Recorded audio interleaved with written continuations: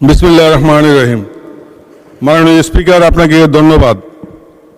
আমি মাননীয় স্পিকার, আপনার মাধ্যমে আমার নির্বাচনী এলাকা কুমিল্লা ৯ লাকসা মনোহরগঞ্জের সর্বস্তরের জনগণকে আমি আমার পক্ষ থেকে আন্তরিক ধন্যবাদ জানাচ্ছি।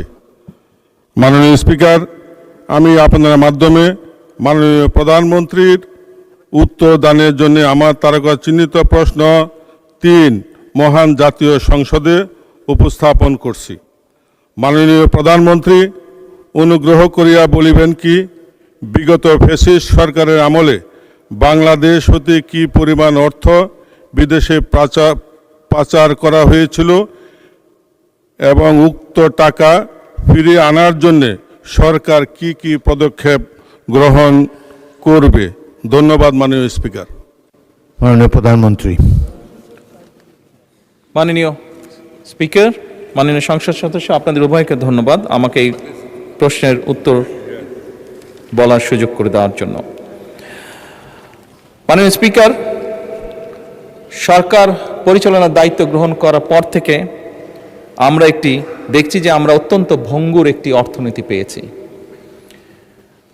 তারপরেও দুর্নীতিকে এই সময়ের মধ্যে যতটুকু সম্ভব দুর্নীতির টুটি চেপে ধরে এবং বিভিন্ন জায়গায় বিভিন্ন লিকেজ বন্ধ করার উদ্যোগ গ্রহণের মাধ্যমে আমরা চেষ্টা করছি কিভাবে জনগণের যে ট্যাক্সের টাকা সেটিকে সর্বোচ্চ অগ্রাধিকার দিয়ে সবচেয়ে ভালোভাবে সেটিকে জনগণের স্বার্থে এবং দেশের স্বার্থে ব্যবহার করা যায়। মাননীয় স্পিকার, অন্তর্বর্তীকালীন সরকার কর্তৃক যে শ্বেতপত্র প্রণয়ন করা হয়েছিল বা প্রণয়ন কমিটি যে করা হয়েছিল সেটির তথ্য মতে 2009 থেকে 2023 সালের মধ্যে বাংলাদেশ থেকে অবৈধ অর্থ প্রবাহের পরিমাণ ছিল আনুমানিক 234 বিলিয়ন মার্কিন ডলার,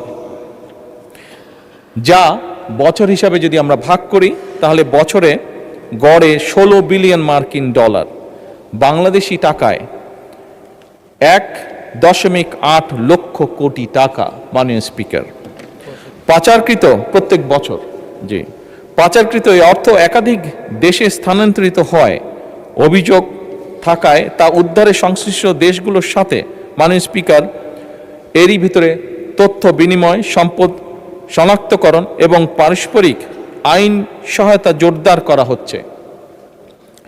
মাননীয় স্পিকার, এই লক্ষ্যে পারস্পরিক আইন সহায়তা চুক্তি বা মাল্টিপল লিগ্যাল অ্যাসিস্ট্যান্ট ট্রিটি সম্পাদন এবং মাল্টিপল লিগ্যাল অ্যাসিস্ট্যান্ট রিকোয়েস্ট এর বিনিময় মিউচুয়াল লিগ্যাল অ্যাসিস্ট্যান্ট সম্পাদন এবং মিউচুয়াল লিগ্যাল অ্যাসিস্ট্যান্ট রিকোয়েস্টের বিনিময় প্রক্রিয়ার জন্য পররাষ্ট্র মন্ত্রণালয় সংশ্লিষ্ট সকল মন্ত্রণালয় এবং সংস্থার সাথে সরকার নিবিড়ভাবে কাজ করছে। অর্থ পাচারের গন্তব্য যে দেশগুলো প্রাথমিকভাবে সরকার চিহ্নিত করতে সক্ষম হয়েছে সেই দেশগুলো হলো USA, UK, Canada, Switzerland, Australia, Thailand, UAE, Singapore, Malaysia এবং হংকং, চায়না। এদের মধ্যে 3টি দেশের মালয়েশিয়া, হংকং এবং সংযুক্ত আরব আমিরাতের সাথে চুক্তি স্বাক্ষরের বিষয়ে সম্মতি প্রদান করা হয়েছে। অপর 7টি দেশের সাথেও চুক্তি স্বাক্ষরের বিষয়টি মাননীয় প্রক্রিয়াধীন আছে। আমরা চেষ্টা করছি, আমাদের এন্ড থেকে আমরা চেষ্টা করছি এটাকে যত দ্রুত সম্পন্ন করা সম্ভব হয়।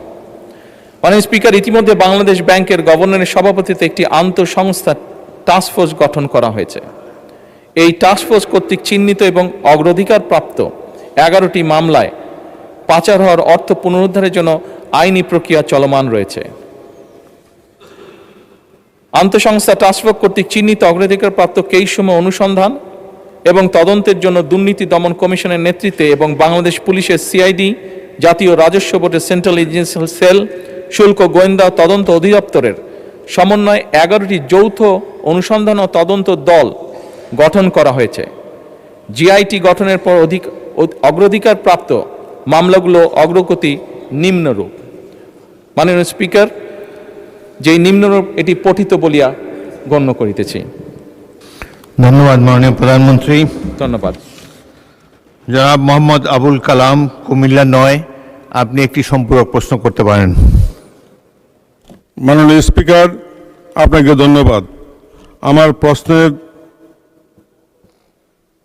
তথ্যবহুল উত্তর দানের জন্য আমি মাননীয় প্রধানমন্ত্রীকে আন্তরিক ধন্যবাদ জানাচ্ছি। মাননীয় স্পিকার, ফ্যাসিস্ট আওয়ামী লীগ সরকারের দীর্ঘ 16 বছরে বড় বড় মেগা প্রকল্পের নামে মেগা দুর্নীতি মাধ্যমে দেশ থেকে প্রায় 28 লক্ষ কোটি টাকা পাচার করে দেশকে তলাবিহীন ঝুড়িতে পরিণত করেছে।